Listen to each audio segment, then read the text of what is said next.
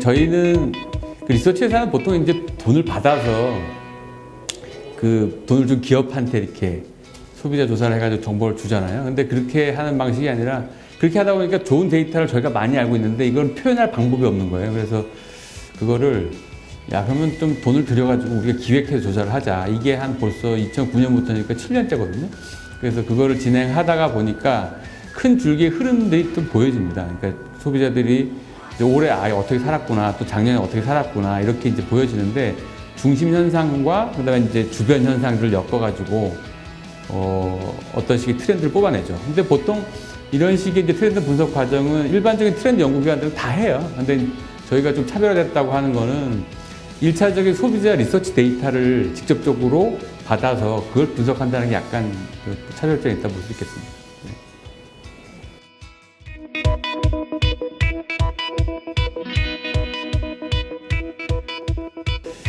많은 트렌드 전망서가 이렇게 쪽집게로 해요.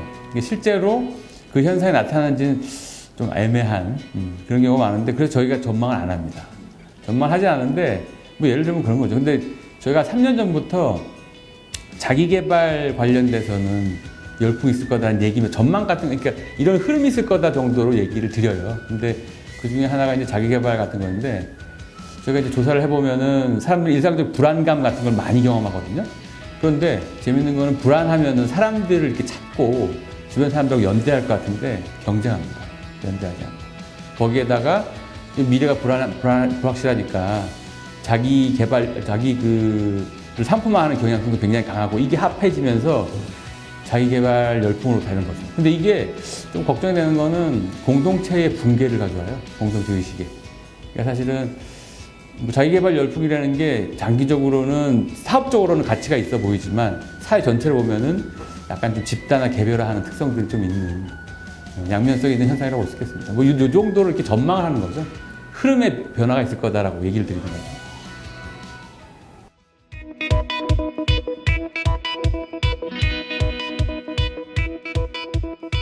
그게 이제 먹방, 쿡방이라고 해도 사실 인기 있는 프로그램 딱 손에 잡혀요. 삼시세끼, 집밥백 선생, 냉장고 부탁 이 정도인데, 그 프로그램들 자세히 보면은 아주 화려한 재료나 이런 걸 쓰는 거 아니야. 냉장고에 있는 재료를 활용하거나 아니면 집에 있는 재료를 집밥처럼 만드는 거예요. 그러니까 거기에 열광을 하는 현상이 있다는 건 역설적으로 그런 데 사람들이 결핍이 있다는 거죠. 집밥에 대한 결핍이 있다는 거는 그거를 상식적으로 많이 먹지 못하는 그런 것에 대한 이면이라고 할 수 있겠는데, 집밥은 저희가 이제 조사를 해보면 그 밥 자체에 대한 결핍이 아니라 그 집밥이 의미하는 모성애라든지 약간 따뜻함에 대한 결핍이라고 볼 수 있겠습니다. 그래서 그건 저희들이 해석에 의하면 이제 정서적 결핍이다, 정서적인 허기다, 이렇게 이제 정의를 했는데, 아마도 지금 사회가 앞에서 말씀드렸던 어떤 자기 개발하고 맞물리면서 차가워지는 어떤 현상에서의 결핍이 먹방, 쿡방으로 또 이렇게 열광하는 현상으로 드러난 것은 아닌가, 이렇게 해석을 해봤습니다.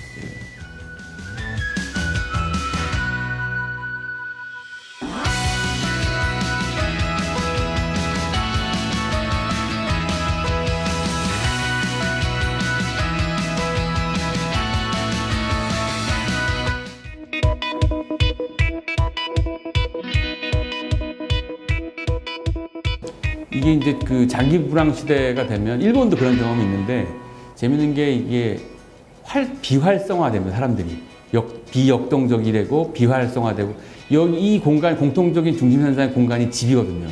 근데 집에만 있다고 해서 사회적 욕구나 이런 욕구를 다 그냥 숨겨두고 하지 않고 어떤 식으로 해결하려고 할 텐데, 가장 저렴하게 그 욕구를 해결하는 방법이 대리 경험이에요. 재밌는 경험 중에 하나가, 전통적으로는 TV 프로그램에서 인기 있었던 게 드라마, 뉴스, 영화 이렇게 돼요. 근데 최근에 보면은 예능이 압도적으로 1등입니다.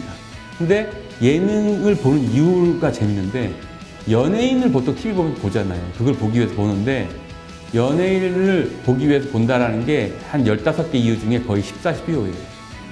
연예인을 보기 위해서 그 TV를 보는 게 아니라는 거죠.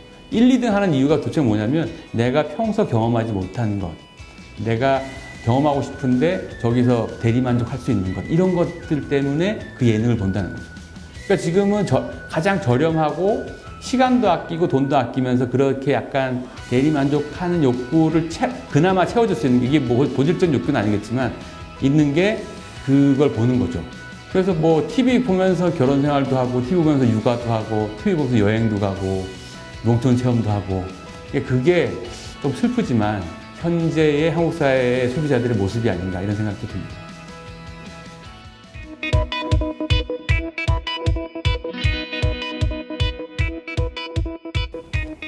아까 말씀드렸던 것처럼 장기 불황세가 되면 사람들은 약간 역동적이지 않게 되고 활성화되는 게 좀 경향이 줄어들고, 그러다 보니까 집에 있게 되는데, 사회적 욕구 같은 경우에 사람 만나야 되잖아요. 근데 그게 지금은 통제가 가능하죠. SNS로 자주 안부 전하고 소식 묻고 일 처리도 그걸로 하고, 그러니까 충분히 이거 가능한데, 문제는 SNS가 예전에는 이제 뭐 익명성을 무기로 해가지고 관계를 확장하는 도구로 많이 썼는데, 지금은 기존의 관계를 강화하는 도구로 쓴다는 거죠. 그 다음에 사회적 불안한 요소도 있기 때문에 더 아는 사람들과의 관계를 강화하는 도구로만 사용될 가능성이 커서 아마 당분간은 폐쇄형의 SNS가 훨씬 더 장기적으로 많이 쓰일 것 같다는 생각이 확실히 들고, 그 다음에 또 하나는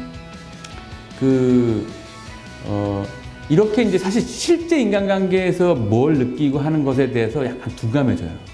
그러니까 좀 더 자극적인 표현을 하게 되거나 아니면 좀 더 상처가 되는 말들을 쉽게 던질 만한만큼 이렇게 커뮤니케이션의 질이 좀 안 좋아질 가능성이 좀 있어 보입니다. 그래서 뭐 SNS 상에서나 익명성을 무기로 해가지고 좀 더 공격성이 되거나 좀 이렇게 공격성을 드러내는 욕구불만 상태가 많으니까 그런 경향도 나타나지 않을까 이렇게 이제 예상을 해봅니다.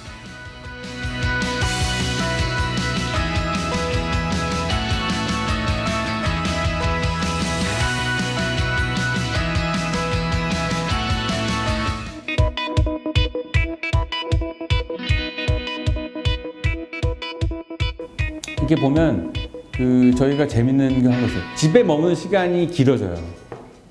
작년보다 더 길어졌다는 사람도 많고, 그러니까 집에 많이 머물게 됩니다.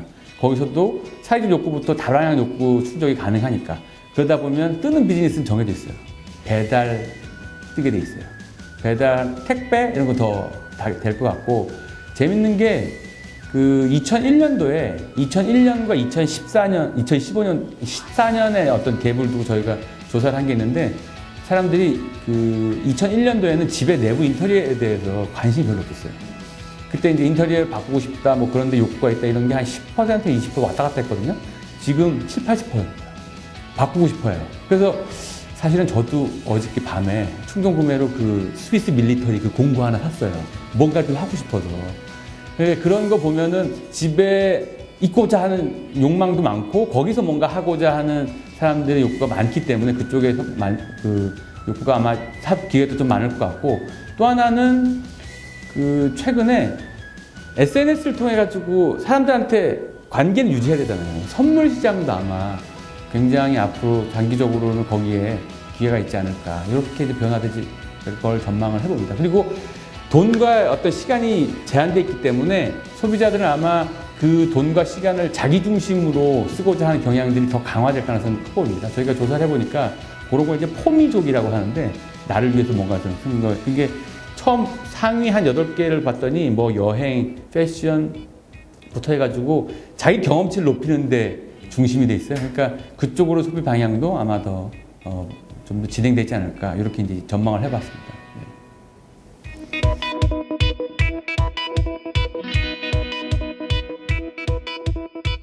여기 이제 강의도 하러 다니면 이제 재밌게 하려고 노력은 하지만, 저희가 이제 데이터로 살펴본 한국 사회를 보면은 매우 차갑거든요. 근데 사실은 이걸 보면, 그러니까 사람들이 굉장히 불안해 하면서도 연대하지 않고 경쟁한다는 사실도 굉장히 슬픈 현실이고, 그리고 집밥 열풍의 이면을 보면 실제로 밥이 고픈 게 아니라 엄마 같은 어떤 따뜻함이라든지 모성애가 고프다는 이걸 시대적인 환경, 정서적 허기가 있기 때문에 역으로 따뜻한 한마디가 굉장히 필요한 시대가 아닌가. 그래서 그런 생각이 듭니다. 사실은 이 책이, 그러니까 나랑 비슷한 내 주변의 동료, 친구, 뭐 직장 선후배, 이런 사람들한테 너도 이렇게 생각하니? 라고 하는 하나의 공감 매개체로서 활용해 주셨으면 좋겠고, 연말연시에 꼭 잊지 말고 한 해 동안 수고했어라든지 따뜻한 말 한마디, 따뜻한 메일 한 통 보내는 그런 시간 가질 수 있었으면 더 좋겠습니다.